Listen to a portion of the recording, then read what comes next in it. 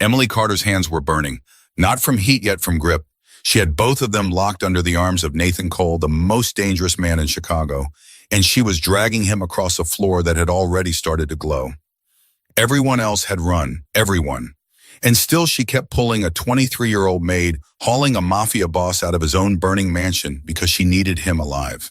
Not for mercy, for the truth. If you're watching right now, go ahead and hit that subscribe button. Stay with me until the very last word and drop the name of your city in the comments. I want to see just how far this story can travel. The morning of the fire, Emily Carter tied her apron twice because her hands wouldn't stop shaking. She told herself it was the cold. November in Chicago had a way of crawling up through the stone floors of the Cole mansion, the kind of cold that didn't just sit on your skin, it settled into your bones, but Emily knew better. The trembling in her fingers had nothing to do with the weather. It had everything to do with the small silver tray she'd be carrying tonight and the man she'd be carrying it to. 8 months. 8 months of scrubbing marble she didn't care about. 8 months of polishing silverware she would never eat from. 8 months of saying yes, ma'am, and right away, sir, while a question burned quietly in the back of her throat. Tonight, finally, she was close. Emily, sweetheart, you listening to me? Mrs. Alvarez, the head housekeeper, stood in the pantry doorway with her arms crossed like a schoolteacher who'd caught a student daydreaming. The woman was 62, silver-haired and built like a church pew, stern on the outside, surprisingly soft when you leaned against her. Emily blinked. Sorry, yes ma'am, the study, coffee at 10. At 10 sharp, not 5 after, not 5-2. Mr. Cole does not appreciate interruptions. He does appreciate punctuality. You understand the difference. I understand. Mrs. Alvarez studied her. She had a way of looking at a person that made you feel like she was reading the small print on your soul. You've been quiet this week, child. Quieter than usual. Something on your mind. Emily forced a smile. Just want to get it right. You always get it right. The older woman softened just a little. That's why I gave you the study. But listen to me tonight. There's going to be important people in this house. Senators, judges, men whose names are in the paper for good reasons, and men whose names are in the paper for bad ones. You serve the coffee. You don't look at faces. You don't linger. You leave. Yes, ma'am. And Emily. Yes. Whatever those men are talking about behind that door, you didn't hear it. Understand? I understand. Mrs. Alvarez nodded once satisfied and turned back toward the kitchen, her heels clicking against the stone like a metronome. Emily let out a breath she hadn't realized she'd been holding. She understood all right. She understood far better than Mrs. Alvarez could possibly know. Rosa found her in the linen closet 10 minutes later, folding napkins into the stiff, triangular shapes the housekeepers called bishop's mitres. Rosa was the other young maid in the house, 18 Dominican, with a laugh that could carry through 3 rooms, and a mouth her mother had warned her about since she was 4. Girl, you look like somebody died. Nobody died, Rosa. Your face says different. Rosa plopped down on an overturned bucket and started folding with her. You know who's coming tonight, Senator Harding? The one who cried on television last year. And that boxer, what's his name, Donnelly, and Mr. Cole's own mother, God help us all. That woman hates the way I fold napkins. Rosa. What? Is there extra security tonight? Rosa's fingers paused over a napkin. She looked up. Why are you asking? I saw 4 men at the front gate this morning. Usually there's 2, and there's a man in the east hallway I've never seen before. Rosa leaned closer, her voice dropping. I heard Marcus talking on the phone at 4 a.m. when I came up from the laundry. He was using the word threat. Twice. Threat from who? Emily. Girl. Rosa looked her dead in the eye. You remember what I told you the day you started? In this house, you don't ask that question. Ever. You serve. You smile. You disappear. You want to keep your job. Boom. You want to keep your life. You disappear. Emily nodded slowly, but something in her chest was beating so loud she was sure Rosa could hear it. Because Emily Carter hadn't come to this house to keep her life. She'd come to find out what happened to her fathers. Daniel Carter had been 41 years old when he disappeared, 7 years ago, a Tuesday. He'd kissed Emily on the forehead the way he always did, too quick, too light, like he was afraid of breaking her, and he'd told her he'd be home by Thursday at the latest. He had a long haul to run. Special cargo, he said. The boss was paying double. On Wednesday night, Emily's mother got a phone call. Carol, it's me. Something went wrong on the road. Dan, what are you talking about? Where are you? Listen to me, listen. Don't come looking for me. Don't let Em come looking for me. Whatever you hear about me, whatever they say, I love you both. You tell her that. Every day. Daniel, you are scaring me. Carol, tell her every day. And then the line had gone dead. No body, no car, no police report that had made any sense. Just a folded check for $3,000 that arrived at their house 2 weeks later in an envelope with no return address. Carol Carter spent that money on groceries because there was a child to feed. Then she cried in the pantry so Emily wouldn't hear. Carol died 4 years later. Ovarian cancer. Too late when they caught it.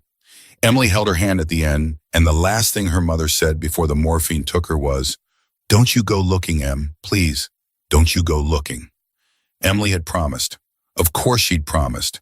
Then she'd buried her mother, and 2 months after that, she started looking. It had taken her 3 years, 2 fake references, 1 forged diploma, and more patience than she'd known her body could hold, but it had brought her here, to the Cole mansion, to the one man in Chicago who knew what had happened to Daniel Carter.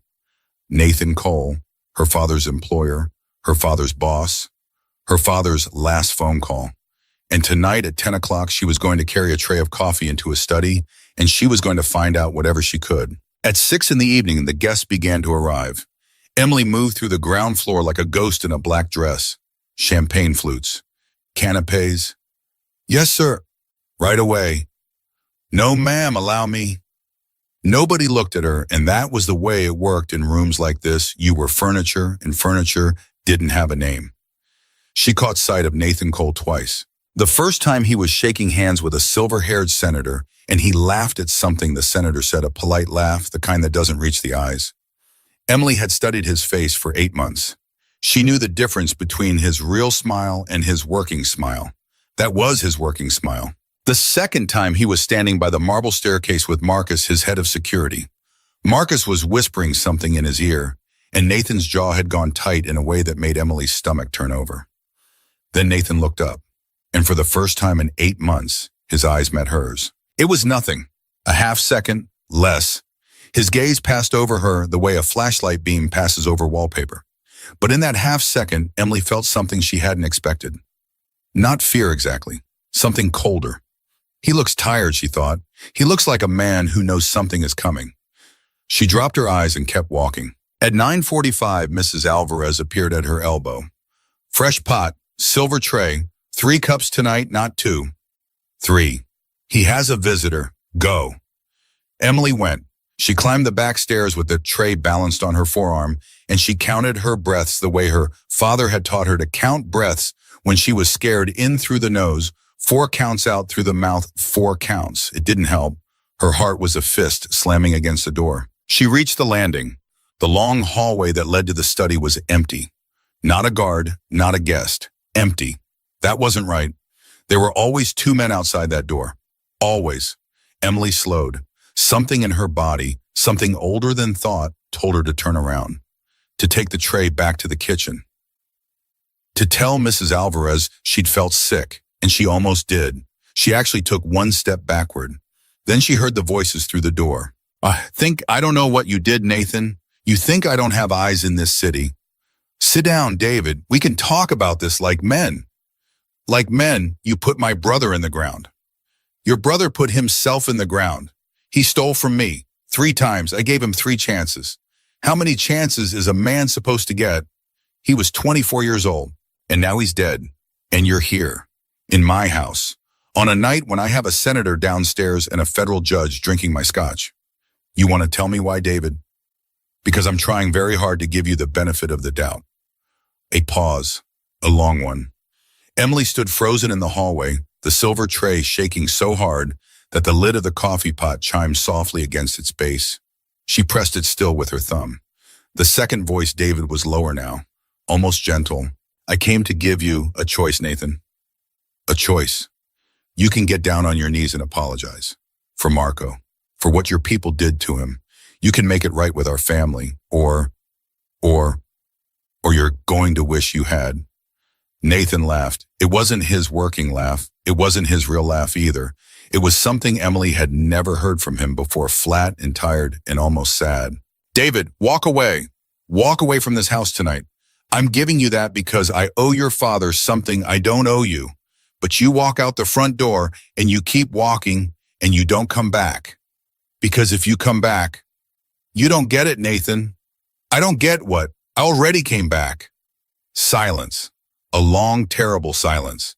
And in that silence, Emily Carter, 23 years old, still holding a silver tray full of coffee, understood three things in a single awful rush. One, something was about to happen in that room.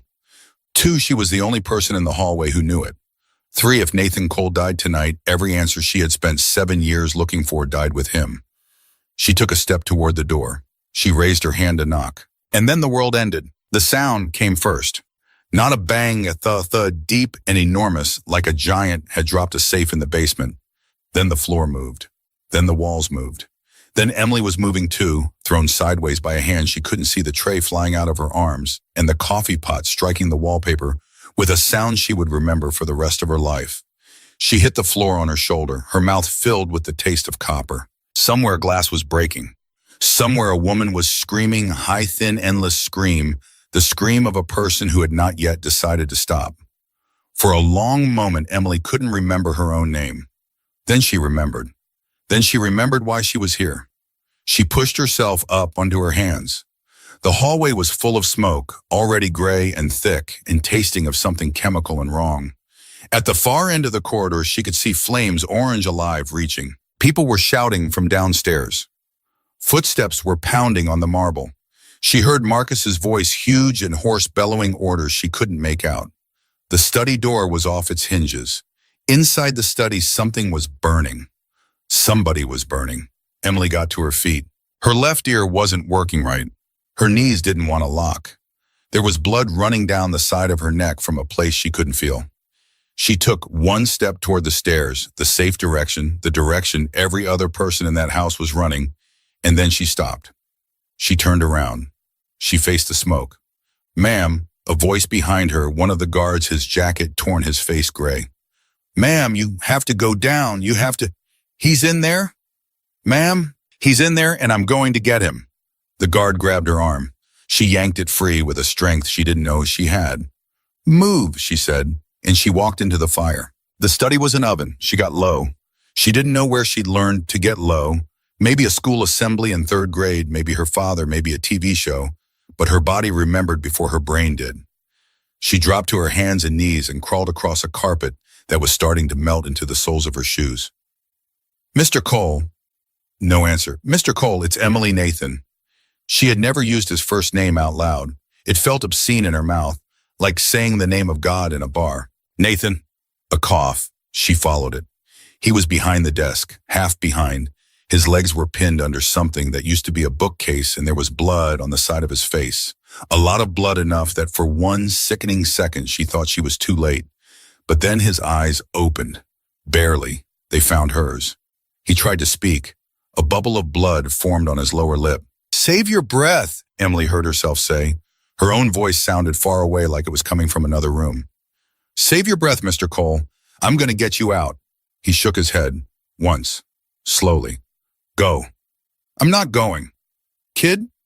I said I'm not going. She put both hands under the edge of the bookcase. She pushed. Nothing. She pushed again with her shoulder, with her back, with her teeth clenched. In tears, she didn't know she was crying, running down into the corner of her mouth, and the bookcase shifted. An inch. Then 2. Then it tipped away from him with a crash that sent a whole new wave of heat up into her face. Nathan Cole looked at her. Really looked. For the second time that night, and this time his gaze didn't pass over her like a flashlight beam. This time he saw her.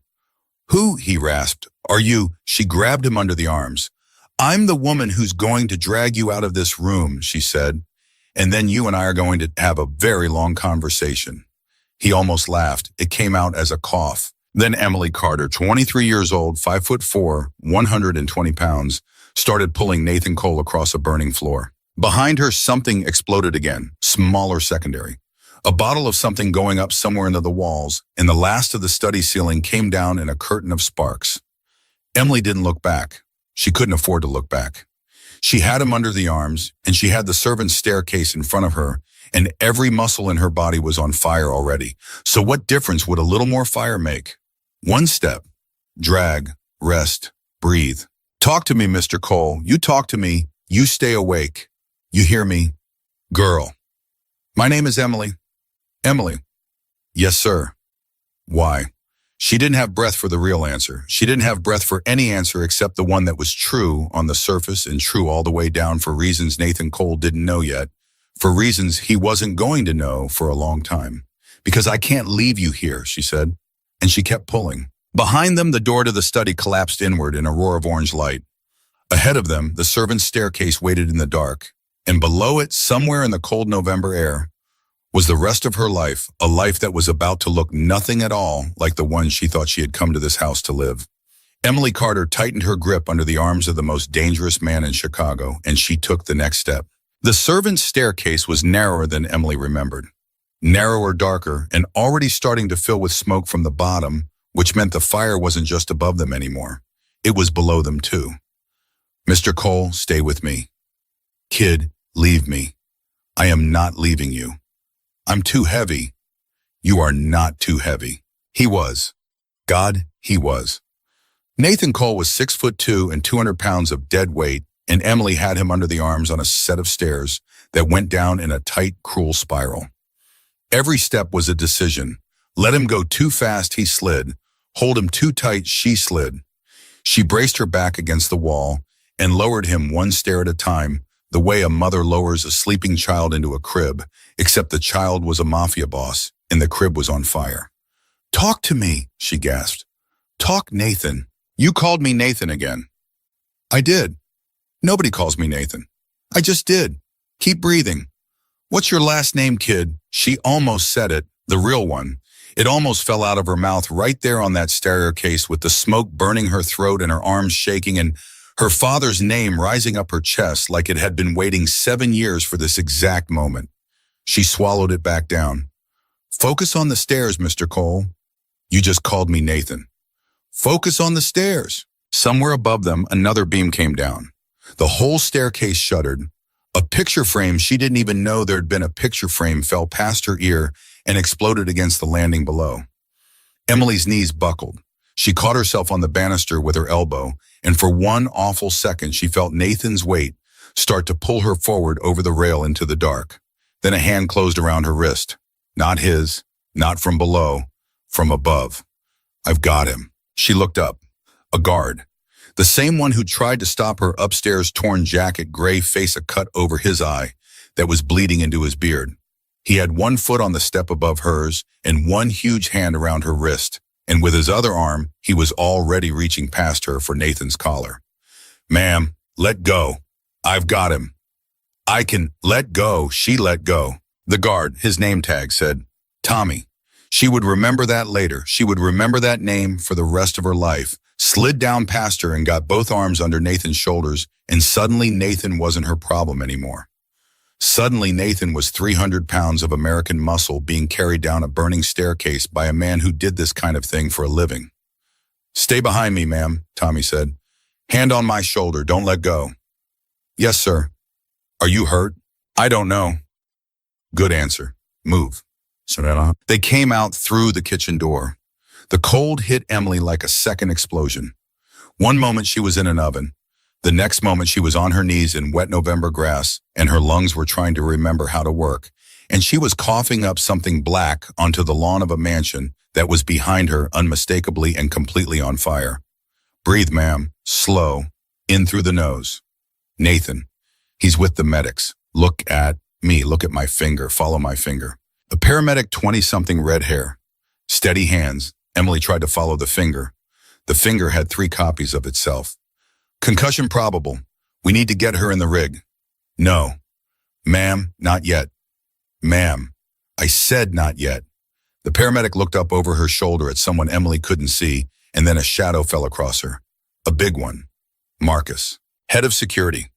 The man Rosa had said used the word threat at 4 in the morning. He crouched down in front of Emily on the wet grass, and he put his elbows on his knees and he looked at her for a long, long second before he said anything. "Kid," Marcus said, "look at me." She looked at him. Marcus had a face that didn't give you anything for free. Late 40s, shaved head, a scar that ran through his left eyebrow and came out the other side. He was looking at her the way a man looks at a puzzle he didn't ask to solve. "Tommy tells me," he said slowly, "that you walked into that study after the blast." "Yes, sir." "Walked in, not out." "Yes, sir." "You pulled Mr. Cole off the floor. By yourself. A bookcase was on his legs. You moved a bookcase." "I pushed it." "You pushed a bookcase off Nathan Cole." "Yes, sir." Marcus kept looking at her. She couldn't read his face. She'd spent 8 months in this house learning to read the faces of powerful men, and Marcus's face was a locked door. "What's your name, kid?" "Emily." "Emily what?" There it was again. The question. The same one Nathan had asked her on the burning floor. The same one that wanted so badly to come out in her real last name, the name on her real birth certificate, the name she had been hiding under 2 fake references and a forged diploma for 8 months. Emily Walker. The lie came out smooth. She had practiced it in a mirror for 3 weeks before she ever set foot in this house. Marcus nodded slowly. "Walker." "Yes, sir." "How long you been with us, Walker?" 8 months. 8 months, he exhaled through his nose. "You know, in 8 months, I've walked past you in a hallway probably 100 times, and I couldn't have told you your first name before tonight. That's my job, you understand, to know, and I didn't know. I don't know what to... I'm not accusing you of anything. Yet." He straightened up. He looked down at her the way a man looks at a problem. "Get her checked out. Nobody talks to her until I talk to her. Nobody." "Yes, Marcus." "Walker." "Yes, sir." "You just saved a man's life. You understand the kind of man." Emily nodded.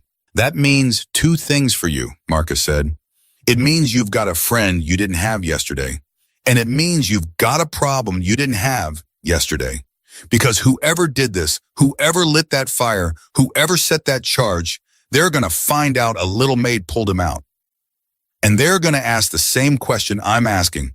Who is she? You understand me?" "Yes, sir." "Good. Get in the ambulance." Deuxième. They put her in the back of the rig. They put Nathan in another one. She watched his stretcher go through the open doors, watched them strap an oxygen mask over his bleeding face, and just before the doors closed, she saw his eyes roll sideways and find hers across 20 feet of smoke and red and blue lights. He lifted one finger off the stretcher. One, toward her, then the door shut, and he was gone. At the hospital, a detective was waiting for her before the IV was even in. "Miss Walker, Detective Reyes, Chicago PD, can you talk?" "Ah, yes. Just a few questions. You can stop any time. You okay with the nurse staying?" "Yes." Detective Reyes was a woman, 40, tired eyes, a notepad she didn't open. She pulled a chair up to the bed and sat down without being asked, and Emily understood in the slow, dazed way her concussed brain was understanding things that this woman was not there to comfort her. "You were in the hallway when the blast went off?" "Yes." "You were carrying a tray of coffee to Mr. Cole's study?" "Yes." "Was anybody in the hallway with you?" "No, Nobody." The guards were gone. Detective Reyes's pen did not move, but something behind her eyes did. "The guards were gone," the detective repeated. "There are always 2 men outside that door, always. There weren't any tonight." "You're sure?" "Well, I'm sure. Miss Walker, how long have you worked in that house?" 8 months. "And in 8 months, there have always been 2 guards on that door." "Always." The detective wrote something down. Just one word. Emily couldn't see what it was. "Miss Walker, when you were in the hallway before the blast, did you hear anything from inside the study?" Emily opened her mouth. She closed it. She could feel Marcus's eyes on her, even though Marcus was 40 minutes away. She could feel Mrs. Alvarez's voice in her ear, whatever those men are talking about behind that door, you didn't hear it.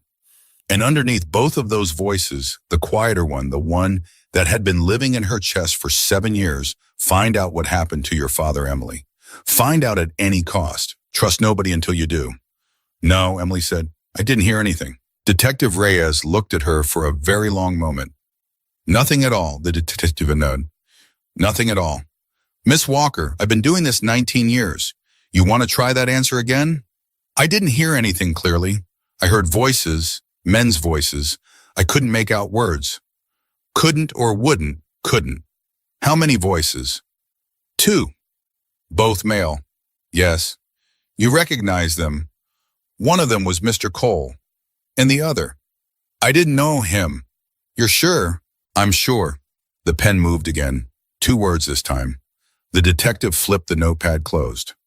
Miss Walker, one more question and then I'll let the nurse take over. In your 8 months in that house, have you ever heard the name David Chen? Emily's heart stopped. It actually stopped. There was a full silent half-second in her chest where nothing moved at all. Because David Chen was not just a name to Emily Carter. David Chen was the name her mother had whispered into the phone at 3 a.m, 4 months after her father vanished, when she thought Emily was asleep. Chen, the man said. His name is Chen. He was the last one with Daniel. Emily had been 11 years old. She had never forgotten it. She looked Detective Reyes in the eye. No, she said. I've never heard that name. They let her out of the hospital at 4 a.m. with a bottle of painkillers, a concussion protocol sheet, and a black Escalade waiting at the curb. Marcus sent it. I figured. He said, and I quote, "If she won't get in, tell her it's not a suggestion." The driver was a kid, 25 maybe. He said his name was Eddie, and he looked at Emily in the rearview mirror like she was a lit stick of dynamite he'd been ordered to transport across town. Where are we going, Eddie? Safe house. Not the mansion. Mansion's a crime scene, ma'am. What's left of it? What's left of it? East wing is gone. Gone. Study, library, 3 guest rooms all gone. Main hall standing. Kitchen mostly. They say the whole east side was rigged. Rigged with what? Above my pay grade, ma'am. Eddie. Above my pay grade, ma'am. She watched the city slide past her window. 4 a.m. Chicago. The kind of hour when the street lights look personal and every other car is a cab. Her whole body hurt. Her left ear still wasn't working wide. Somewhere in this city, Nathan Cole was in a hospital bed with a guard at the door. And somewhere else in this city, a man named David Chen was awake and probably smiling. And somewhere much closer than either of those 2 men, her father had been killed 7 years ago, for reasons she still did not know. Eddie. Yes, ma'am.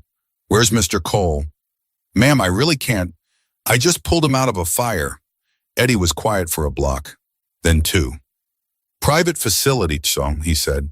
Northwest side. He's stable. He's asking for you. He's what? Asking for you. By name, not loud, just once. He said it before they sedated him. He said my name. He said the girl. Marcus figured out the rest. Emily pressed her forehead against the cold glass of the window, and she did not cry because the 23-year-old women who had already crossed the line she had crossed did not get to cry in the back of strange men's SUVs at 4 a.m. Not yet. Not until this was over. Eddie? Yes, ma'am. Does Marcus trust me? Eddie laughed. Once. Dry. Ma'am, he said Marcus doesn't trust his own mother. But he's the one who told me to drive careful with you. So you do the math. Bust. The safe house was a brownstone in a neighborhood Emily didn't recognize. They put her in a bedroom on the 2nd floor with a locked window and a bed that had been made by somebody in a hurry. There was a woman outside the door. Eddie introduced her as Rita, and Rita did not smile, and Rita had a holster under her cardigan that Emily pretended not to notice. At 6 a.m, Rita knocked on the door. Honey, somebody on the phone for you. For me. For you. It was a landline, old one, cream-colored. Rita handed her the receiver and stepped out into the hall, but not so far out that she couldn't hear. Emily put the phone to her ear. Hello? Emily, Nathan Cole. His voice was shredded, half a whisper, half a rasp, but it was him. Mr. Cole, you shouldn't be on the phone. I owe you my life, kid. You don't owe me anything. I owe you my life. Say it back to me. Mr. Cole, say it back to me. You owe me your life. Good. Remember that, because there's going to come a time soon, maybe when I'm going to ask you why. Her stomach dropped. Why what? Why you walked into that fire. Nobody walks into a fire for a stranger, Emily. Nobody. And you're not stupid enough to have done it by accident. So you had a reason. And when I'm strong enough to sit up in this bed, you're going to tell me what that reason is." She didn't answer. "Emily." "Yes, sir." "I am not going to be angry. Do you understand me? Whatever your reason is, I already decided tonight lying on that floor that I am not going to be angry because you walked into that fire, and a man who's been given his life back does not get to be angry at the person who gave it. That's a rule I just made. Do you hear me?" "I hear you." "Good. Rest. I'll see you when I can stand." "Mr. Cole." "Yes." "Who's David Chen?" The line went quiet. For a long, long beat, she thought he'd hung up. Then very softly, in a voice that did not sound like a mafia boss and did not sound like a man in a hospital bed, in a voice that sounded for one strange second like a tired old uncle at the end of a bad Thanksgiving, Nathan Cole said, "Where did you hear that name, kid?" "A detective asked me." "Which detective?" "Reyes." "Reyes." He exhaled. "Of course, listen to me. Emily, listen. You do not repeat that name. Not to Reyes, not to Marcus, not to the wallpaper. You hear me?" "I hear you." "Good girl." "Mr. Cole." "Yes." "Did David Chen do this?" Another silence. "Then rest, Emily." And this time he did hang up.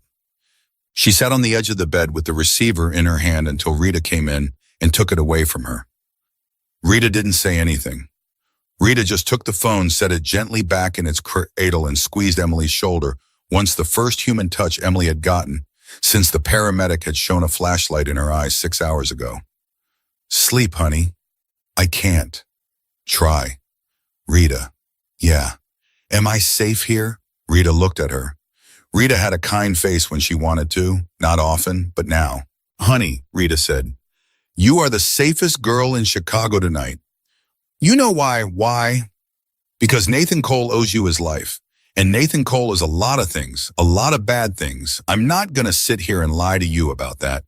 But the one thing that man has never done in 30 years is forget a debt. And if somebody comes for me anyway," Rita patted the holster under her cardigan, "then somebody's going to have a real bad morning," she said. "Sleep." Emily laid down. She closed her eyes. And in the second before sleep took her, she thought about the photograph in the inside pocket of her maid's uniform, the one that had survived the fire because her maid's uniform had survived the fire, because she had been wearing it, a photograph of a man with her eyes and her smile and her stubborn, stubborn chin. Daniel Carter. 41 years old, missing 7 years. "I'm close, Daddy," she thought. "I'm closer than I've ever been." And then for the first time in a very long time, Emily Carter slept. She slept for 4 hours and woke up to the sound of a man yelling downstairs. Emily sat up too fast. Her head punished her for it. Somewhere below, a voice she didn't recognize was shouting a word she couldn't make out. And a voice she did recognize, Rita's, was saying, calm as Sunday morning, "You are not going up those stairs, sir. You can sit down or you can sit down. Those are your choices." Emily pulled the blanket off. Her maid's uniform was gone. Somebody had laid out sweatpants and a hoodie on the chair while she slept, which meant somebody had been in the room while she slept, which meant she had not been as safe as Rita had promised. Or maybe she had been exactly that safe. She couldn't tell anymore. She padded to the door in socks. She put her ear to the wood. "Need to see her right now, Rita." "Sir, with respect, you don't need to do anything right now except lower your voice. The girl is sleeping.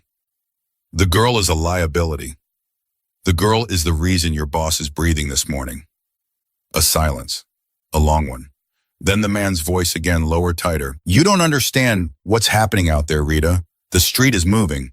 By tonight, every crew in this city is going to know a maid pulled Nathan Cole out of a fire. And the first thing they are going to ask is who put her in that house. Then you better have an answer, sir." "I don't have an answer, that's the problem." Emily's hand went cold around the doorknob. Downstairs, a door shut hard. Then footsteps. Then Rita's voice directly below the floorboards, murmuring something short and flat into a phone. Then silence. Emily waited 3 full minutes before she opened the door. Rita was at the bottom of the stairs with a coffee cup in each hand. "Morning, honey." "Who was that?" "Nobody you need to worry about." "Rita." "Drink your coffee." "Rita, who was that?" Rita looked up the stairs at her for a long moment.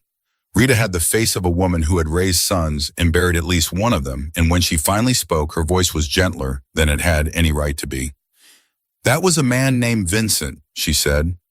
"He's Mr. Cole's lawyer, and Mr. Cole's lawyer is very upset that nobody can tell him where Emily Walker went to high school." Emily's knees almost gave out. She sat down on the top step. "Drink," Rita said, and climbed the stairs one at a time and handed her the coffee. "You want to tell me anything, honey?" "No, ma'am." "You sure about that?" "Yes, ma'am." Rita sat down next to her on the top step. Their shoulders touched. She smelled like cigarettes and lavender soap. "Okay," Rita said. "Then you drink your coffee, and when Mr. Cole calls you again, and he is going to call you again probably within the hour, you think very carefully about what you want your next sentence to him to be. Because Vincent is going to dig. Vincent is paid to dig. And whatever he finds by tomorrow." Emily stared down into her coffee. "Rita." "Yeah. If he finds something bad, what happens?" Rita did not answer for a long time. Then she said, "That depends entirely on Mr. Cole." The call came 40 minutes later. It wasn't Nathan this time. It was Marcus. "Walker, get dressed. You're coming to the hospital." "Yes, sir." "Eddie's at the curb in 20. Wear the hood up." "Yes, sir." "Walker." "Yes, sir." "Whatever you said to him on the phone last night, he hasn't slept. He's refusing the sedative. He wants you in that room, so when you walk in steady. You understand me?" "Yes, sir." "Steady." "Yes, sir." She hung up. Her hands were doing the shaking thing again. She pressed them flat against her thighs until they stopped. The hospital wasn't a hospital. Eddie drove her to a building that looked like a dental office from the street and turned out on the inside to be a floor of private suites nobody had a key to except Marcus. There were 2 men in the lobby who did not work for the dental office. There was a woman at the front desk whose computer screen was turned away so hard Emily couldn't even see the glow. "Up the elevator, 3rd floor, end of the hall." "Thank you, Eddie." "Ma'am?" "Yes." Eddie looked at her in the mirror. He was 25 years old and he had the tired eyes of a man twice that. "In there," he said, "tell him the truth. Whatever it is, he can smell a lie at 40 feet and he is not in the mood today." "How do you know I'd lie?" Eddie smiled small and sad. "Ma'am," he said, "everybody lies in this building. The only question is about what?" Nathan Cole looked smaller in a hospital bed. That was the first thing that hit her. The man who had filled a ballroom the night before, the man whose working smile could shut down a conversation 3 tables away, was propped up against pillows in a suite that tried very hard not to look like a hospital room and failed. There was an IV in his left arm. There was a bandage across the side of his head that did not quite hide the stitches. There was a burn on his neck that someone had coated in something shiny and translucent, and it made her stomach turn. But his eyes were open, and when Emily stepped into the room, his eyes found her immediately and did not let go. "Close the door," he said. She closed it. "Sit." She sat. Marcus was in the corner, arms crossed, watching her the way a man watches a courtroom. Nathan flicked 2 fingers at him without looking. "Out." "Boss, out, Marcus." "I'd like to stay for this conversation." "I know you would." "Out." Marcus looked at Emily for one very long second. Then he walked past her, and as he passed, he said quietly, not for Nathan's ears, "Steady, Walker." And he closed the door behind him. Nathan Cole and Emily Carter were alone in a room for the first time in her life. "So, come closer, kid." "Yes, sir." "Not that close, just there so I can see your face." She sat on the edge of the chair. She didn't know what to do with her hands. She folded them in her lap like a girl in church. "You slept?" "A little." "They feed you, Bueno." "Rita gave me coffee." "Rita is not a cook." He almost smiled. "I'll have them send food to the house." "Mr. Cole." "Yes." "Why am I here?" He looked at her for a long moment. His good eye, the other one, was half swollen shut. "Because he said I have spent the last 9 hours in this bed doing the only thing a man in my position is allowed to do in a bed like this, which is think. And I have thought about exactly one thing." "Do you know what that is?" "No, sir." "I have thought about the moment you came through that study door." She didn't answer. "Everybody else in that house ran," Nathan said. "Everybody. Senators. My own security, most of them. My own nephew, if you can believe that my own sister's son, 28 years old, ran down the front drive in his socks. And a 23-year-old girl who I could not have picked out of a lineup yesterday morning walked toward the fire, alone with nothing in her hands but a coffee pot. I put the coffee pot down. I know you did. I heard it. You heard it? It hit the wallpaper about 3 seconds before the blast. I was still arguing with a dead man. I heard the pot. I remember thinking somebody's out there. Somebody is still out there. And then the room came apart. Emily swallowed. A dead man, she said carefully. A dead man. You mean, he's dead now. He didn't make it out of that room. Whatever he lit it too close to himself or somebody else lit it for him. I haven't decided which one yet. David Chen. Nathan Cole went very still. Not tense. Still. The way a wolf goes still. I told you on the phone, he said quietly, not to say that name. I know. And you said it anyway. I know. Why? She opened her mouth. She closed it. She looked down at her hands in her lap, and she thought about Eddie in the car, and she thought about her mother on her last morning, and she thought about her father's voice on that phone call 7 years ago. Tell her every day. And she looked back up at the most dangerous man in Chicago, and she said the thing she had been waiting 8 months to say. Because my last name is not Walker, Mr. Cole. A pause. Keep talking. My last name is Carter. The air went out of the room. She saw it on his face, saw the half second his brain needed to match the name to the memory the way you see a man do arithmetic in public. His jaw did something. His good eye narrowed. The bandage over his forehead creased. Carter. Yes, sir. Daniel Carter. My father. Nathan Cole closed his eyes. For a very long time, he didn't open them. When he finally spoke, his voice was different. It wasn't a boss's voice anymore. It wasn't a boardroom voice. It was a voice Emily had not heard from any man in 8 months in that house. A voice with something raw and very tired underneath it. How old are you, Emily? 23, sir. 23. He almost laughed. It came out as a cough. You were 16. You were 16 years old when he... Yes, sir. Emily, look at me. She looked at him. I did not kill your father. I didn't say you did. I know you didn't. I'm saying it anyway. Because I've had 8 years to think about what I would say to Daniel Carter's daughter if she ever walked into my house. And it turns out she already has, and I didn't even know her name. So I am going to say it now, and I am going to say it clean. I did not kill your father. Your father worked for me. Your father was one of mine. And somebody took him from me on a run he never should have been on, and I have spent 8 years trying to find out who, and I never did. Do you hear me? I hear you. Do you believe me? She looked at him for a long time. The truth was she didn't know. The truth was she had come into this house expecting to find a monster, and she had spent 8 months watching a man who laughed politely at senators and kissed his mother on the cheek every Sunday, and she didn't know anymore. Not about him, not about anything. I don't know, sir, she said. Nathan Cole nodded slow like that was the right answer. Good, he said. A girl your age in a situation like this, if she'd said yes just then, I'd have known she was lying. You keep that, idiot. I don't know. You hold on to it. You don't owe me a yes yet. Yes, sir. Emily. Yes, sir. Your father came to me the week before he died. Did you know that? No, sir. He sat across from me at a table in a restaurant on Taylor Street, and he told me he wanted out. Not out the bad way, out the clean way. He'd been saving. He had a number. He told me the number, and he said, Nate, when I hit that number, I'm done. I'm going home to my wife and my kid, and I'm going to drive a regular truck for a regular company, and I'm going to coach Little League if they'll let a man my age coach Little League, and I don't want any trouble from you about it. And I said, and I want you to hear me say this, Emily. I want you to hear the exact words I said, Dan. The day you hit that number, you come tell me, and I will walk you out the door myself, and I will shake your hand, and I will wish you every good thing in this world. Because you are one of the only honest men I have ever hired, and I am not going to be the reason an honest man dies dishonest. Emily's eyes were burning. Mr. Cole, I'm not done, kid. I am not done. The night he disappeared, he was on a run he had volunteered for. You understand? He volunteered because the run paid triple, because he was 3 months from his number. And I have spent 8 years hating myself for letting him on that truck. Because I should have said no.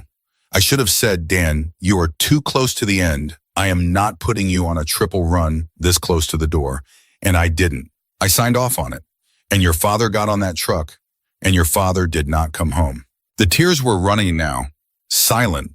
She didn't wipe them. Who was on the truck with him? She asked. 2 men. One of them came back. The other one was David Chen. Emily Carter made a sound she did not recognize as coming out of her own throat. Nathan did not look away from her. Chen came back with the story was, Nathan said.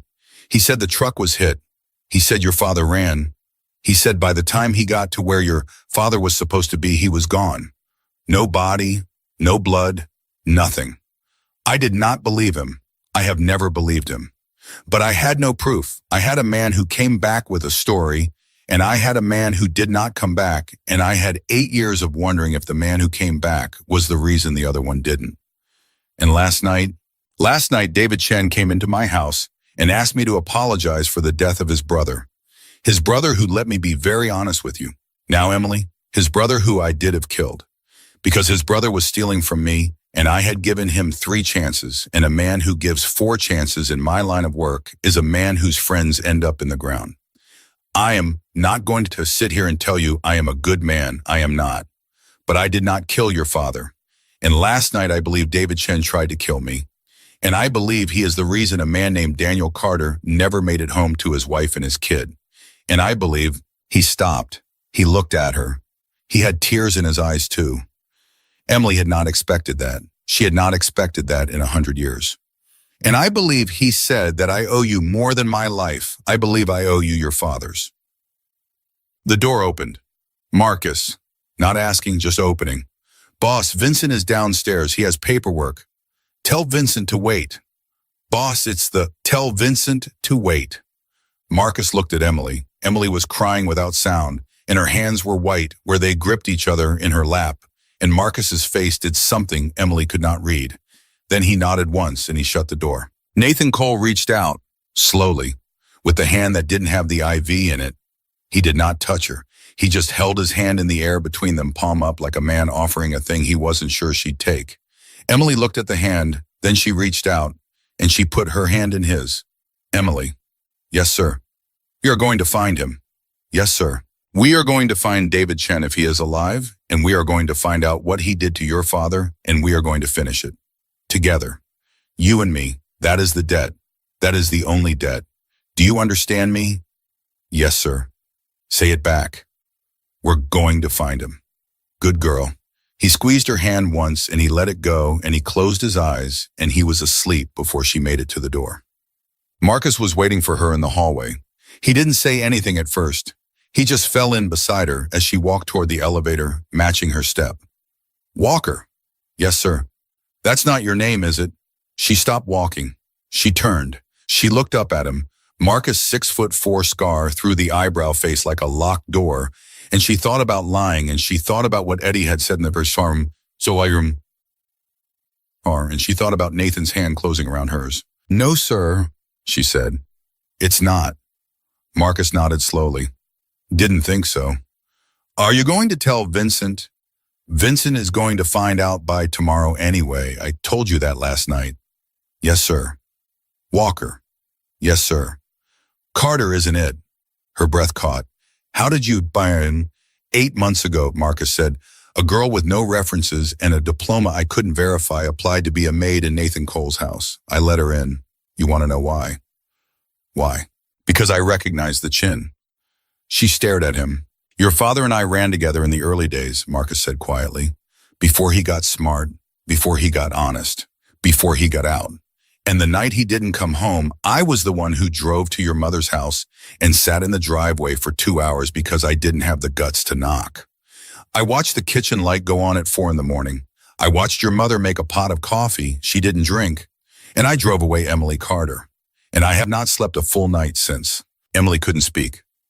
I let you into this house, Marcus said, because I owed your father a debt and because I figured if you were here for a reason, and sooner or later you'd tell us what it was. I did not expect you to tell us by running into a fire. Marcus, get in the elevator, kid. Marcus does. He know. Does Nathan know that you? Nathan does not know everything I know. That is my job. You hear me? Yes, sir. Good. One more thing. Yes. He leaned down. His voice dropped to a place only she could hear. David Chen is not dead, Marcus said. Emily's blood stopped moving. What? The body in that study was not his. We got the dental back an hour ago. It was a decoy, a kid from his crew. Chen walked out of that house before the blast went off. He is alive, Emily Carter. He is alive, and he knows by now that a maid pulled Nathan Cole out of a fire he paid good money to light, and he is going to come looking for her. Does Nathan? I have not told him yet. I will tell him when he wakes up. You are not going to tell him before I do. You are going to get in that elevator, and you are going to go back to the safe house, and you are going to stay there until I come for you myself. Do you understand? Yes, sir. Walker. Carter, sir. Marcus almost smiled. It did not reach his eyes. Carter, he said, welcome home. And he put her in the elevator, and he pressed the button for the lobby, and the doors closed on his face, and Emily Carter rode down 3 floors alone with her father's name in her mouth, and the knowledge cold and clean and final that the man who had killed him was still breathing somewhere in the city of Chicago, and that he knew her face now. Eddie didn't say a word the whole ride back. He kept checking the mirrors, not the way a driver checks mirrors, the way a man checks them. Left, right, rear view, left again. His hands were on the wheel at 10 and 2, and every time they hit a red light, his right hand slid off the wheel and rested on something under his jacket that Emily pretended not to notice. Eddie? Yes, ma'am. Are we being followed? No, ma'am. Then why are you driving like we are? Eddie glanced at her in the mirror. He tried to smile. It didn't work. Ma'am, he said. Marcus called me 90 seconds ago and told me that if anything happens to the girl in my back seat, I should not bother coming back to work. I should just keep driving. I should drive until I hit an ocean, and then I should walk into it. So I am driving accordingly. Emily turned and looked out the back window. 3 cars back, a black sedan was matching them lane for lane. Eddie? I see him, ma'am. How long? Since the second light off Michigan. What are we going to do? I am going to do my job. You are going to do yours. What's my job? Your job, Eddie said very calmly, is to lie down across the back seat right now and not sit up again until I tell you. She laid down, her cheek pressed against the leather. Her heart was a fist in her throat. She could hear Eddie breathing through his nose, slow, long breaths, the kind of breathing a man does when he has done this before and has decided not to be scared this time either. Eddie, lie still, ma'am. Eddie, is that him? Is that Chen? Lie still. The car sped up. Then it slowed. Then it turned hard. She felt her body slide against the seat, the seatbelt she wasn't wearing biting into nothing. And Eddie said a word under his breath that her mother would have washed her mouth out for. And then he said louder, hold on, ma'am. Just hold on. The Escalade accelerated. They took a left that made the tires scream. They took a right that threw Emily into the door. And then as suddenly as it had started, Eddie exhaled a long breath and said, okay, we're clear. Sit up slow. She sat up slow. The black sedan was gone. Eddie, yes, ma'am. Was that? I don't know who that was. That's what scares me. Because if it was Chen's people, they already know this car. And if it wasn't, ma'am, then somebody else is already looking for you too, and I need to call Marcus right now. He picked up the phone, he dialed, it rang twice. Marcus picked up on the third. Boss, we had a tail off Michigan. I lost him at LaSalle, but he was good. He was real good. I don't think he was trying to catch us. I think he was trying to see where we were going. He listened. Yes, sir. Yes, sir. No, sir. I'm taking her to the other house. He listened again longer this time. His face changed. Say that again, boss. Say that one more time for me. A long pause. Yes, sir. He hung up. He did not look at Emily in the mirror. Eddie, change of plans, ma'am. What did Marcus say? Ma'am, I'm going to ask you to trust me for the next 20 minutes, and I am going to ask you to not ask me any more questions until we get where we're going. Can you do that? Eddie, what did Marcus say? Eddie's jaw worked. He said, Eddie told her very quietly that the safe house isn't safe anymore. He said somebody called the landline at 9:14 this morning and asked for Emily Carter by name, not Walker. Carter. And he said the voice on the other end of the line was a woman's. Emily's stomach dropped through the floor of the car. A woman. Yes, ma'am. Who? That, Eddie said, is what Marcus is trying to find out. Right now. Lie back down, ma'am, please. She lay back down. And for the first time since the fire, Emily Carter felt something colder than fear. She felt the specific personal chill of knowing that somebody in this city knew her real name, and it wasn't Nathan, and it wasn't Marcus, and it wasn't David Chen. It was somebody else. Somebody she hadn't accounted for. Eddie drove her to a diner, not a safe house. A diner on a corner she didn't know in a neighborhood she didn't know with a neon sign that said open 24 hours in a parking lot that had 6 cars in it, and one of those cars was Rita's.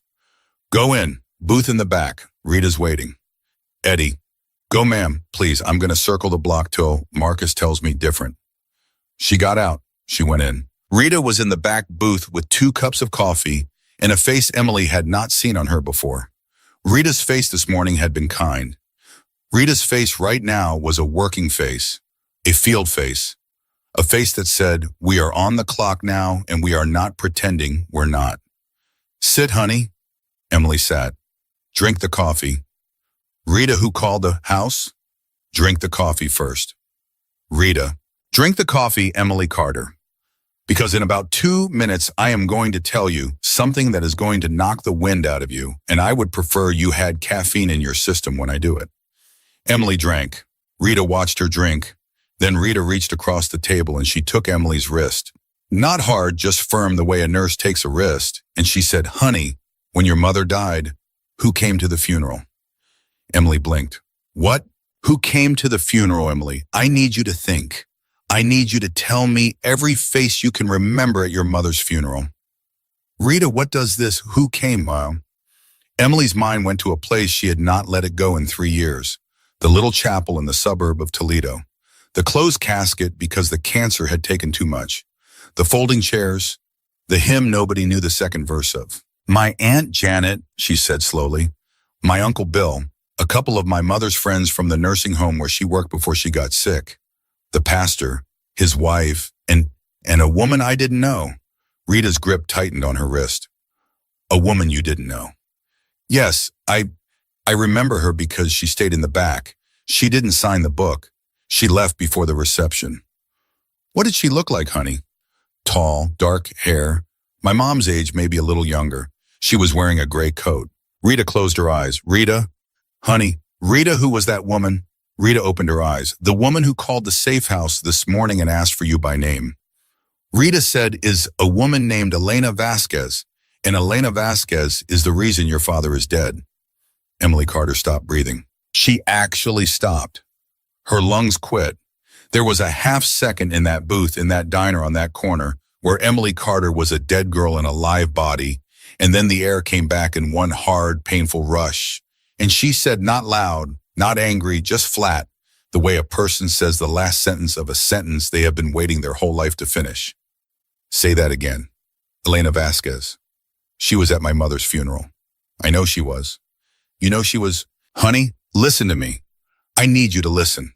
I am going to tell you things now that are going to make you hate me for a minute. You can hate me for a minute. Then you are going to stop hating me and you are going to start working with me because we do not have time for anything else. Can you do that? Emily nodded. She did not trust her voice. Elena Vasquez was David Chen's wife, Rita said. 18 years. They split up 10 months ago. Messy. Ugly. Chen kept the crew. Elena kept the kid. She's been a ghost ever since. We thought she was in Arizona. She's not. She's here. And she has been watching you, Emily, for a long time. Longer than you have been watching us. The woman at your mother's funeral was her. The woman who put the flowers on your father's empty plot in the cemetery in Toledo. Every March that was her too. And the reason she did that, honey, the reason she has been watching you for 11 years is that Elena Vasquez was driving the second truck the night your father disappeared. Emily's hand went to her mouth. Rita. She was 26 years old. She was the getaway car. She watched her husband kill your father, Emily, and she drove him away from it. And she has been carrying that around for 11 years, and when she finally left him, she started doing the only thing she could think of to do. She started watching his enemies, including a girl whose name used to be Carter. Rita, why is she calling me now? Because, honey, Rita leaned forward across the table. She knows what happened in Nathan Cole's house last night. She knows her husband tried to kill Nathan. She knows he failed. And she knows what her husband is going to do next. And I think Marcus thinks she is trying to warn you. Warn me about what? Rita did not answer. Rita, warn me about what? Rita picked up her phone. She turned it around. On the screen was a grainy photograph. Black and white, a security camera still. A man in a dark coat walking into the lobby of a building Emily did not recognize. Late 40s, Sheehan. A face Emily had never seen before in her life, but a face she would now see every time she closed her eyes for as long as she lived. That's Chen, Rita said. This picture was taken 40 minutes ago. You know where this picture was taken? No. It was taken in the lobby of the building where Nathan Cole is right now. The dental office, Emily. The hospital. Emily was already standing. Sit down. Rita, sit. Down. Marcus has the floor locked. Chen walked in. He walked around. He walked out. He never got past the security desk, but he was there to see something, honey. He was there to the layout. He was there because he is coming back, and when he comes back, he's not coming alone. And Marcus needs to know how much time he has, and Elena Vasquez is the only human being on the face of this earth who can tell him that. And Elena Vasquez, Rita said, will not talk to Marcus. She will not talk to Nathan. She will not talk to me. She said she will only talk to one person. Me. You. Why me, Wuck? Rita reached across the table again. She took both of Emily's hands this time. Because Rita said, you are the only person in this entire goddamn story who wanted your father back as badly as she does. Eddie drove her to the meet. It was a church, not a fancy one. A neighborhood church, the kind with a parking lot that had more potholes than cars, the kind that had a whiteboard out front advertising a food pantry on Saturdays. Rita rode in the passenger seat with a handgun in her lap, open and obvious. And when Emily opened her mouth to say something about it, Rita said, don't, before Emily got the first word out. Rita, don't. You're going to carry a gun into a church. Honey, I have carried a gun into worse. Rita, what if she's not alone? Then Eddie is not alone either. Look around. Emily looked. There were 2 cars in the lot she hadn't noticed before. A plumbing van across the street. A man on the bench at the bus stop who was not waiting for a bus. Marcus doesn't go into a thing unprepared, Rita said. Now listen to me. You are going to walk into that church alone. You are going to sit down in the 3rd pew from the back on the left side. That's where she said to sit. You are going to put your hands on your knees, palms up so she can see you are not wired and you're not armed. And you are going to wait. Do not speak first. Do not turn around. Let her come to you. Okay. And Emily. Yes. Whatever she tells you in there, whatever it is, you remember every word, because we are not going to get a second conversation with this woman. She is going to disappear the second she walks out those doors, and she is never coming back. You understand me? Yes. Go. So, Emily walked into the church alone. It smelled like old candles and lemon polish. And something else, something sadder, the smell every church has, that is the smell of 100 years of people asking for things and not always getting them. She walked down the center aisle and she slid into the 3rd pew from the back on the left side, and she put her hands on her knees, palms up, and she waited. For a long time, nothing happened. Then a woman sat down in the pew behind her. Emily did not turn around. Emily, the voice was low, tired. It had the faint rasp of a lifelong smoker who had quit 10 years too late. Yes, ma'am. You look like him. Emily's eyes filled instantly. She did not let the tears fall. Thank you.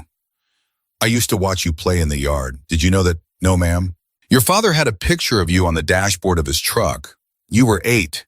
You were missing a front tooth. He used to point at it at stoplights and tell me, that girl right there, Elena, that girl is going to be a lawyer someday. That girl is smarter than both of her parents combined.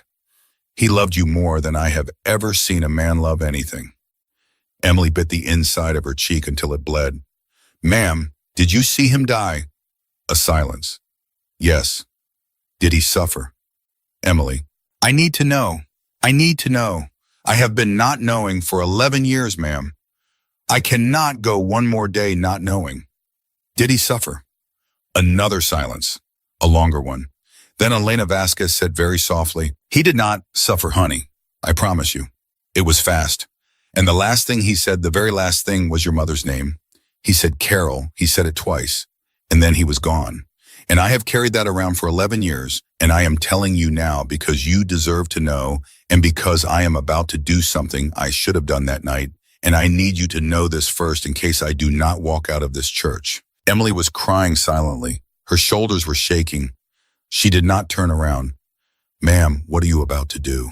I am going to tell you where my husband is going to be at 11 o'clock tonight, Elena said.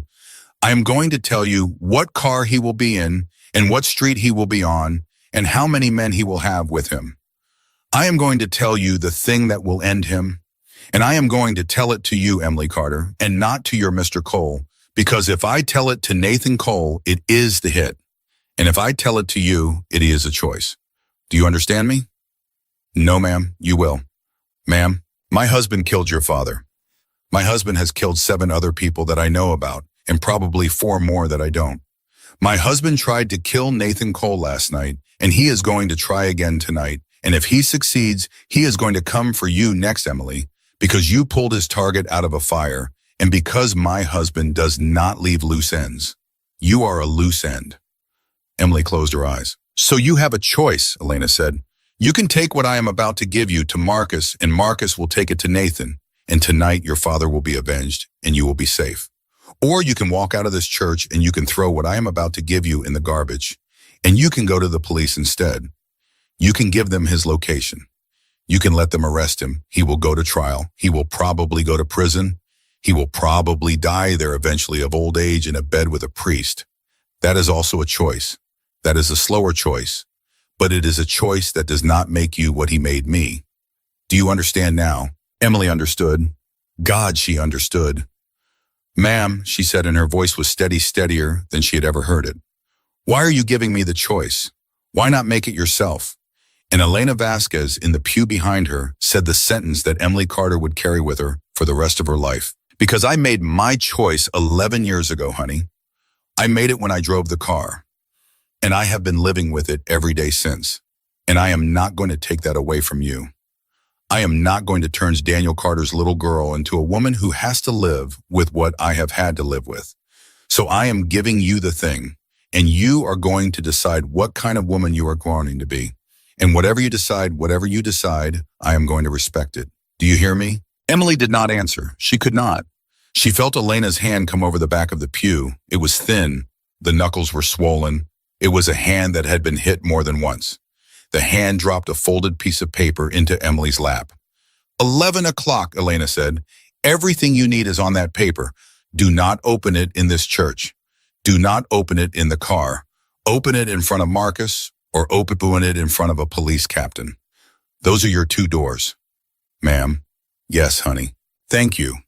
A pause, then so quietly Emily almost didn't hear it. Tell him, Elena's voice cracked. Tell your father when you see him again. Tell him Elena says she is sorry. Tell him she is sorry every day. Tell him I never forgot the picture on the dashboard. And then the pew creaked. And then the footsteps went up the aisle slow and uneven. And then the side door of the church opened and closed very softly, and Elena Vasquez was gone. Emily sat there for a long time with the folded paper in her lap. Then she picked it up. Then she walked out. Rita was standing by the car. Rita took one look at her face and did not ask a single question. Rita just opened the back door and helped her in and shut it behind her. And Eddie started the engine, and the Escalade pulled out of the church parking lot, and the folded paper sat on Emily Carter's knee like a live thing. Honey? Yes. You got it. I got it. Where are we going? Emily Carter looked out the window at the city her father had died in. She thought about Nathan Cole in a hospital bed. She thought about Marcus at the elevator. She thought about a man named David Chen walking into a lobby 40 minutes ago to count exits. She thought about a woman in a church who had just handed her the last 11 years of her own life folded into quarters. And Emily Carter, 23 years old, opened her mouth and she made her choice. Take me to the hospital, Eddie. Rita turned in her seat. Honey, I'm not giving it to Marcus, Rita. I'm not giving it to a police captain either. I'm giving it to Nathan. I'm going to put it in his hand, and I'm going to tell him what the woman said, and I'm going to let him hear her voice in my voice. And then I am going to ask him one question. And whatever he answers, that's my answer. Rita looked at her for a long moment. Then Rita nodded once slowly. Eddie, the hospital. Yes, ma'am. Drive fast, but drive smart. Yes, ma'am. Nathan was sitting up when she walked in. The IV was out. The bandage on his head had been changed smaller, now cleaner, and his color was back, or most of it was. Marcus was in the corner again, and this time Marcus did not move when Nathan waved him out. Boss, out Marcus. I'm not leaving her alone with you for this one. Marcus, out. No, sir. Emily had never heard anyone say no, sir, to Nathan Cole in 8 months. Nathan looked at Marcus. Marcus looked at Nathan. Something passed between them that Emily didn't have the vocabulary for. Then Nathan nodded small and Marcus stayed where he was, arms crossed, face locked. Fine, Nathan said. Emily, come here. She walked to the bed. She took the folded piece of paper out of her pocket. She held it in her hand and she did not put it down yet. Mr. Cole. Nathan, I just came from a church. I heard. You heard. Marcus told me 90 seconds ago. Go on. I met a woman named Elena Vasquez. Nathan's face did not move, but his good eye narrowed just a fraction, and his good hand, the one without the gauze on the knuckles, closed slowly on the blanket over his lap. Elena, he said. Yes, sir. You're sure it was her? She said things she couldn't have known if she wasn't. Like what? Emily swallowed. She said my father had a picture of me on his dashboard. She said I was 8. She said I was missing a front tooth. Nathan closed his eye. God in heaven, he said. Sir? Emily, that picture, your father used to carry that picture into meetings, not just a truck. He used to put it on the table. He used to tap it with his finger and say, that is why I do not take stupid risks, gentlemen. That right there, keep that in mind when we talk numbers. Half the men who sat across from him were afraid of him by reputation and softened by that picture in the same meeting. I watched him do it a dozen times. Emily's eyes filled again. She thought they were empty. Apparently not. Mr. Cole, Nathan, she gave me this. She put the paper in his hand. He held it for a long moment without opening it. He looked at her over the edge of it, and he said very carefully, Emily, do you know what is on this paper? Yes. Did you read it? No, sir. Why not? Because she told me not to open it in the car. And because I decided in the car that whatever was on it, I wasn't going to be the one who decided what happened next. I decided I was going to give it to you. And I was going to ask you one question. And then I was going to do whatever you told me to do. Nathan looked at her for a very long time. What's the question, kid? Emily took a breath. If I give you that paper, she said, and you do what's on it, does that make me like him? Like who? Like Chen. Nathan Cole set the paper down on the blanket. He did not open it yet. He looked at Emily Carter, the way a father looks at a daughter who has just asked a question he has been waiting his whole life to hear somebody ask, and he said, no, kid, it does not. How do you know? Because Chen would not have asked the question. She stared at him. Emily, listen to me. Chen is going to die tonight. He is going to die whether you give me that paper or not. He walked into my hospital this morning to count my exits. He is not leaving this city without trying again, and the next time he will not miss. That is not a threat I am making. That is a fact I am reading off a wall. The only question this paper answers is whether he dies tonight in a car on a street of his choosing or tomorrow in my bedroom on a street of his. That is the only question. Your hands are clean either way, Emily. Do you hear me? I hear you. Do you believe me? Do you believe me? I believe you, Nathan. Good. He unfolded the paper. He read it once. He read it a second time. His face did not change. He refolded it neat in the same creases it had come in, and he handed it to Marcus without looking away from Emily. Marcus. Yes, boss. 11 o'clock. Yes, boss. Take 6, not 4. Take Tommy, and I want you to bring him back to me. Marcus's face went still. Alive, boss. Alive. Marcus looked at Emily. Emily looked back. Yes, boss, Marcus said, and he was out the door. Nathan waited until the door closed. Then he turned his head on the pillow slowly, and he looked at Emily and he said, Sit down, kid. You have been standing for 2 days. She sat. Emily. Yes, sir. There is something I did not tell you this morning. I was going to tell you eventually when you were stronger. But you are stronger today than you were this morning. I can see it in your face, so I am going to tell you now. You ready? I'm ready. Your father did not die on that run. Emily stopped breathing.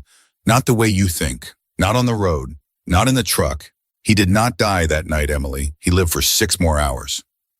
What? Chen took him. Chen had him for 6 hours in a warehouse on the south side that does not exist anymore because I had it leveled 2 years later. Chen wanted something from him, a name, a number, a safe. It doesn't matter what. Your father did not give it up. Your father died in that warehouse at 4:18 in the morning on a Thursday. And the thing I did not tell you, Emily, the thing I have never told anybody is that he called me. She couldn't speak. He called me from Chen's phone. He said 7 words. He said, Nate, my daughter, don't let him. Please. That is what he said. And then the line went dead. And I have heard that sentence in my head every single night for 11 years. The tears were running down her face. Nathan. I didn't know what he meant, Emily. I have wondered for 11 years. Don't let him what? Don't let him find me. Don't let him know about me. Don't let him hurt me. I didn't know. I did not know what to protect you from because I did not know what he was asking me to protect you from until this morning. This morning. This morning when you told me your name was Carter, I understood. Understood what? He was not asking me to protect you from Chen. Chen did not know about you. Chen never knew you existed. Your father made sure of that. He went into that warehouse with no wallet, no ID, no phone, with pictures on it. He made himself a blank. He died a blank, so that Chen would never know he had a daughter. Emily put her hand over her mouth. What he was asking me, Emily. Nathan's own voice broke and he did not try to hide it. What Daniel Carter was asking me with his last breath was don't let the life I led find my kid. Don't let her grow up and come looking. Don't let her find Nathan Cole and walk into Nathan Cole's house and bleed for a thing she had nothing to do with. Don't let him, meaning me, Emily. Don't let me be the reason his daughter ended up in a burning building at 23 years old pulling a mafia boss out of a fire. She was crying openly now, not sobbing. Just crying the way a person cries when the thing they have been carrying gets set down finally in front of them. And I failed him, Nathan said. No, I failed him because you are here, because you found me anyway, because you were 23 years old and covered in soot on my lawn 2 nights ago, and I did not know whose daughter you were. I did not know. And the last thing your father asked of me in this world was the one thing I did not do. Nathan, let me finish. Nathan, no. Let me finish, Emily. Please, let me finish. She let him finish. So tonight, Nathan said, tonight at 11 o'clock, Marcus is going to do a thing on a street of David Chen's choosing. And he is going to bring Chen back here. And when Chen gets here, when he is sitting in a chair in a room 3 floors down from this bed, with his hands tied and his mouth open, I am not going to ask him about my fire. I am not going to ask him about his brother. I am not going to ask him about any of the things he thinks I'm going to ask him about. Do you know what I am going to ask him, Emily? What? I'm going to ask him where Daniel Carter is buried. She made a sound. It wasn't a word. Because he is buried somewhere, Emily. Chen is a lot of things, but he is a tidy man. He does not leave bodies out. He put your father in the ground somewhere 11 years ago, and he is the only human being alive who knows where. And before that man leaves this earth, Emily Carter, he is going to tell me exactly where your father is. And then he is going to write it down, and then you are going to go home. Emily could not speak. Do you understand me, kid? She nodded. She could not do anything else. Say it. Say it, Emily. I understand. Good girl. He reached for her hand again, the way he had that morning. She gave it to him without being asked. His grip was stronger this time. One more thing, he said. Yes, sir. After tonight, after this is done, I am not going to own the thing I own anymore. Do you understand what I am telling you?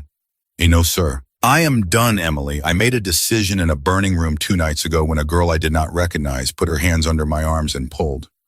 I decided lying on that floor that if I lived through the next 10 minutes, I was going to spend the rest of my life being a different kind of man. And I lived, so now I have to be. She stared at him. I am going to reshape the thing I built, Nathan said. I am going to pull the rot out of it piece by piece. I am going to take the legitimate parts of my business, and I am going to make them the only parts. And I am going to let the rest of it die. Slowly, carefully, with the kind of care a man takes with a thing that has teeth. It is going to take years. It is going to make me enemies I do not currently have. And I cannot do it alone. He looked at her. I want you to help me, Emily. Nathan, I know what I'm asking. I know exactly what I'm asking. I am asking Daniel Carter's daughter to sit across a table from his boss and help his boss become something closer to the man her father tried to be. I am asking it because there is nobody else in this city I could ask and trust the answer. I am asking it because you are the only person who has ever walked into a fire for me without being paid. I am asking it because your father was the best man I ever employed, and I think that you are cut from the same cloth, and I would like to see what that cloth can do when it is not scrubbing my floors. She was crying again. She thought she'd been done. Nathan, I don't know anything about business. Good. Business is easy. What is hard, Emily, is having a conscience in a room full of men who don't, and I already have too many of the second thing and not one of the first. Your father would have been that person. Your father was going to be that person until he wasn't. I am asking you to be that person in his place, not because you owe it to him, because you don't, because I owe it to him, and I am asking you to collect the debt he cannot. She closed her eyes. She thought about her mother in the pantry crying so Emily wouldn't hear. She thought about the pastor reading a eulogy for a man there was no body to bury. She thought about a photograph on a dashboard of an 8-year-old girl with a missing tooth being tapped by her father's finger at stoplights. And Emily Carter, 23 years old, opened her eyes and said, yes. Nathan Cole nodded. Once. Good girl, he said. They brought David Chen back at 1:40 in the morning. Emily was in the room 3 floors down when Marcus opened the door. She had asked to be there. Nathan had said no. She had said yes. Nathan had said absolutely not. She had said, Nathan, I am going to be in that room, and you are going to let me because I have waited 11 years to look at that man's face. And you owe me that much, and you know you do. Nathan had looked at her for a long time. Then he had said, Marcus, put her in the corner. She does not speak. She does not move. She watches. And Marcus had put her in the third in the corner. She was in it when the door opened. David Chen came in on his own feet. His hands were tied in front of him. There was a bruise forming on his cheekbone and a cut above his left eye, but he was walking and his eyes were clear. And when they set him in the chair across from Nathan, he looked at Nathan and he smiled. Nate, sit down, David. I am sitting. Sit down deeper. Chen sat down deeper. You found me fast, Chen said. I had help. I heard. Who did you hear from? A woman, Chen said. Don't make me say her name, Nate. Let an old man keep some dignity. Nathan did not smile back. David, before I ask you the thing I am going to ask you, I want you to look to your left. Chen looked. He saw her, Emily Carter in the corner, in a hoodie that was 2 sizes too big, with her father's jaw set in her face. Chen looked for a long time. Then something in his face changed. Not fear, not recognition exactly, something older, something tired. Well, he said softly, well, you know who she is, David. I know who she looks like. Her name is Emily Carter. Chen closed his eyes. When he opened them, they were wet. Carol and Daniel had a girl. He said not to Nathan, not to Emily, to the air between them. I forgot. I actually forgot. You know, Nate, I used to pride myself on my memory. I used to say Chen never forgets, and I forgot Daniel Carter had a little girl. She's not little anymore. No, she is not. He looked at Emily. Young lady. Emily did not speak. Marcus had told her not to speak. She did not speak. Young lady, your father was the only man I ever worked with who prayed before a run. Did you know that he would sit in the passenger seat of my truck and he would fold his hands and he would say a prayer for his wife and his daughter, and he would ask God to bring him home safe? Every time, I used to laugh at him for it. I used to tell him, Dan, God is not in this truck. And he would say, God is everywhere, David. God is even in you. He said that to me, even in you. Emily's hands were shaking. Marcus had told her not to move. She did not move. David, Nathan said, where is he? Where is who, Nate? Where is Daniel Carter? Chen looked at Nathan. Chen looked at Emily. Chen looked at his own tied hands. Paper and a pen, Nate, he said quietly. Paper and a pen, and I will draw you a map. I will draw her a map. I will draw her a better map than I have ever drawn anyone in my life. And I will ask one thing in exchange. You are not in a position to ask for things, David. I know I'm not. I'm asking anyway. What? Chen looked at Emily. I want her to hear me say I'm sorry. The room was very quiet. Nathan looked at Emily. Emily did not look at Nathan. Emily looked at David Chen, the man who had killed her father, the man who had held him for 6 hours in a warehouse on the south side, the man who had taken an 8-year-old girl's father away and buried him somewhere in the dark for 11 years. And Emily Carter, 23 years old, spoke the only words she spoke in that room. Say it, she said, but I will not accept it. Chen nodded, slowly. I understand, he said. I am sorry, Emily Carter, for what I did to your father, for the years I took from your mother, for the years I took from you. I am sorry, and I do not expect you to accept it, and I would not respect you if you did. I am sorry anyway. And then he put out his tied hands, and Marcus put a pen in them, and David Chen drew a map on a piece of yellow legal paper. They found her father 3 weeks later, behind a warehouse that wasn't a warehouse anymore, under a slab of concrete that had been poured over him on a Thursday morning 11 years before. The crew that dug him up worked for 7 hours in the cold, and when they lifted the last piece of him out of the ground, Marcus called Emily himself, and Emily drove there in the passenger seat of Eddie's car, and she sat on the curb across the street, and she cried. She buried him next to her mother in a cemetery in Toledo on a Saturday in December. Nathan Cole flew out for the service. He stood in the back of the chapel in a black coat, and he did not speak. And when Emily walked down the aisle behind her father's casket, he nodded at her once, and she nodded back. She carried the picture in her pocket, the one from his dashboard, the one of an 8-year-old girl with a missing tooth. Elena Vasquez had sent it to her in an envelope with no return address the week before the funeral.